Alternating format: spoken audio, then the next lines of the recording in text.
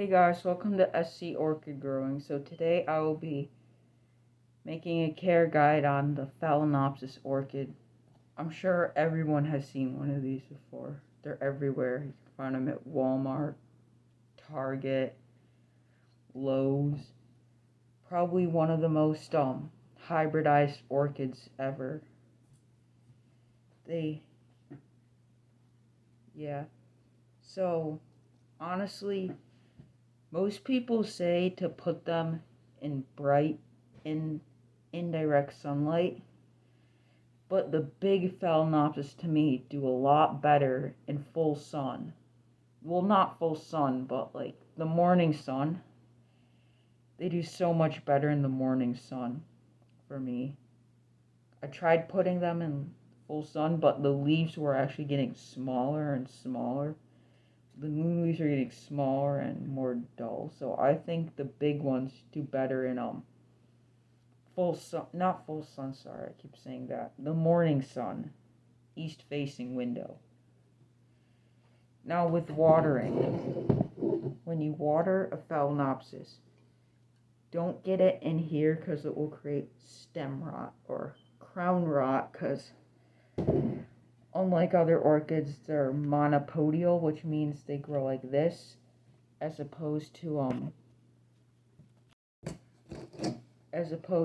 orchids like oncidiums, which they grow very differently. See how the oncidium, they kind of creep a bit. They have pseudobulbs. They are not monopodial. And these ones grow like this. And orchids are the closest relative to, or closely related to asparagus, believe it or not, and onions, or in the asparagus, or however you pronounce it, family. I'm also protecting my identity because it just makes me feel more comfortable being anonymous online. I know I look kind of dumb right now, but I don't care. I mean, I doubt if you're watching this, you're a pedo, but I'm 15. There might be some pedos on here. No, never know. There probably is pedos on YouTube. Anyways, so with watering, once you water them, don't get the water on the crown. See, I like planting mine on the edge of a pot like this so I can water right here without having to deal with it getting on the crown. So yeah, that's how I take care of them. I like morning sun, east facing window. Honestly, they just do really well in my environment, to be honest. They're probably the best. Probably do the best in my environment. Like, you see, I prefer putting mine towards the side like that. You can water. You should do that too, though. I recommend that type of setup. This one has some big old healthy roots. This is my only phalaenopsis in bloom right here. So yeah, this is the phalaenopsis orchid, which is probably the most common orchid of them all. The phalaenopsis orchid come in many different shapes, sizes, and colors. Now with the miniature phalaenopsis, which I'll be getting in a second. Now right here, these are the miniature phalaenopsis right here. This one had one flower yesterday, but not anymore. It's a really cool one. The mini phalaenopsis, I try to keep them constantly dry, but it's kind of hard. Mini phalaenopsises, they're more compact growers. Their leaves will get to the sizes of normal phalaenopsis, but their flowers are smaller and they're more compact growers than the big ones. That's like the difference. So they do get big. That's another thing.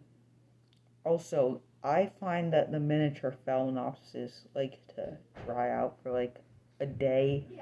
Connor, I'm making a YouTube video. Anyways, sorry about that with the miniature phalaenopsis. The miniature phalaenopsis. So, where was I? Anyways, they like bright indirect sunlight. I keep them 2 feet from the window where the rays get on them. Because mine, it goes like kind of diagonal in here. So the plant stand over there is where I keep them.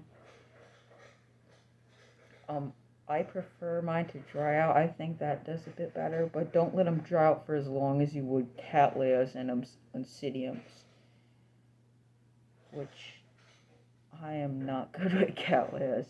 Good with dendrobiums, oncidiums.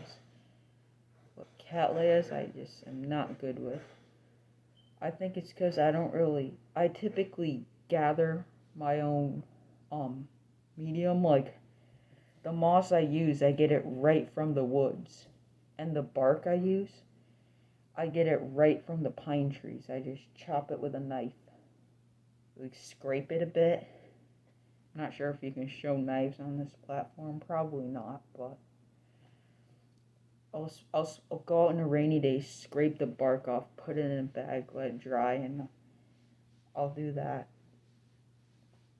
So yeah, that's where I get mine. I don't know, maybe it's just not good for them, but the sphagnum moss around here is kind of just like New Zealand. It has the same properties. The only thing is, it's bigger than the New Zealand sphagnum moss, so yeah, I'll be making a video about that actually. So yeah, anyways, thanks for watching. See you next time. Goodbye.